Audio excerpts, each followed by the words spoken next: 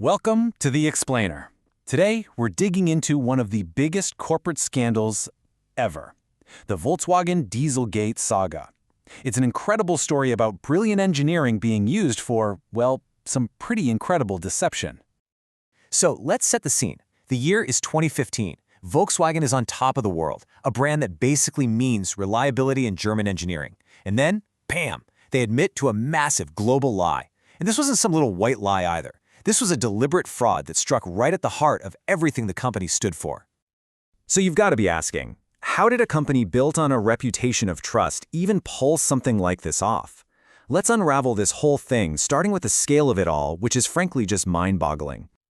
11 million. Let that number sink in for a second. That's how many cars Volkswagen eventually admitted had this illegal software. 11 million cars. All over the world secretly pumping nasty pollutants into the air, all from a brand we thought we could trust.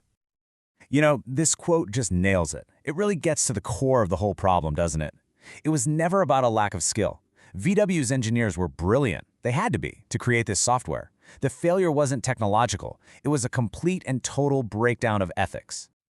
To really get why this was such a shock, we have to rewind a little and look at the image Volkswagen had so carefully built for itself. They weren't just selling cars, you see. They were selling a dream. And here it is. This was the promise of clean diesel. They told us you could have it all.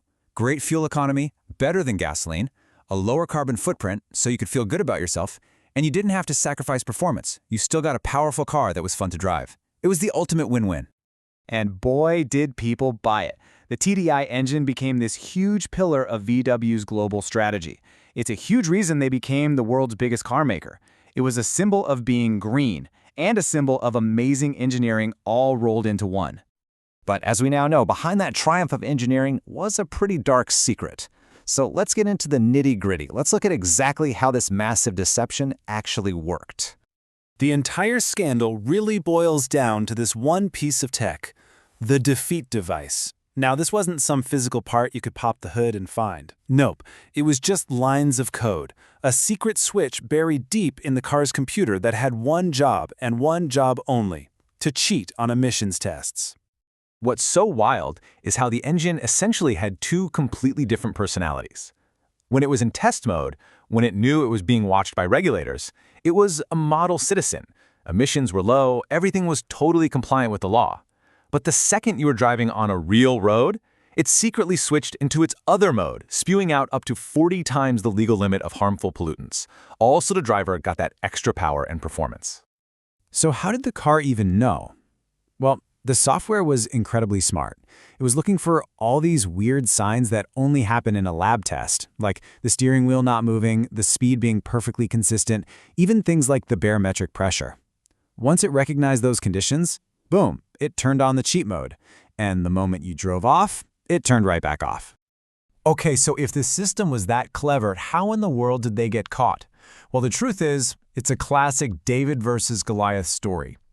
The whole thing started to fall apart because of a small research team at West Virginia University. Seriously, they were just doing some tests on the open road and found this huge gap between the lab results and reality that they just couldn't explain. So they reported it to the EPA. For over a year, VW just kept saying, oh, it's a technical glitch, a software issue. But the data was solid. The numbers didn't lie. And eventually VW was backed into a corner and had to come clean. And this is such a key point. The official watchdogs, the regulators, they didn't find this. It took a small group of independent academic researchers doing real-world tests to bring down a multi-billion-dollar fraud. It really shows you how important that kind of work is. Once the truth was out in the open, the fallout was immediate. It was huge, and it was absolutely catastrophic for Volkswagen. Let's just come back to this number for a second. 40 times the legal limit. This wasn't just some minor rule bending. We're talking about nitrogen oxides. These are pollutants that are directly linked to things like asthma, smog, and other really serious health problems. This was basically a hidden public health crisis. And the cost? Wow, over $30 billion. And that's probably a conservative estimate when you add up all the fines, the vehicle recalls, the lawsuits. It's an almost unimaginable amount of money for one company to pay, and it all came from that one lie. And you can see here, the market's reaction was just savage. In a matter of days, the company's stock price just tanked. It wiped out something like $25 billion of its value. Just gone. Investor trust had completely evaporated. The damage went way beyond just money, though. The CEO had to resign, executives were facing actual jail time, and maybe worst of all, the trust that Volkswagen had spent decades and decades building was just shattered. It felt like it happened overnight. So, what's the takeaway from all this? The legacy of Dieselgate is really complicated, and honestly, it has fundamentally changed the entire car industry. What the investigations found was a corporate culture of intense pressure and fear. It was this get results at any cost kind of environment. Engineers apparently felt like they had no other choice but to cheat to meet these impossible goals. And it was a place where speaking up was clearly not an option. But here's the irony. The scandal also forced some huge positive changes. It basically killed the idea of clean diesel, and in a way, it became this massive catalyst that pushed the entire industry to accelerate the shift to electric vehicles.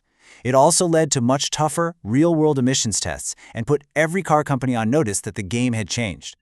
You know, Volkswagen's old slogan was simply Das Auto. It means the car.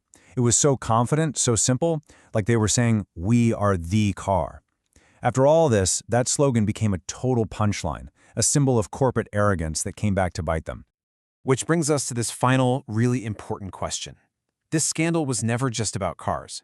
It's a huge cautionary tale about how easily technology can be used to fool us all on a massive global scale. And it really forces us to ask, in a world where the truth can be hidden in a few lines of code, what and who can we actually trust?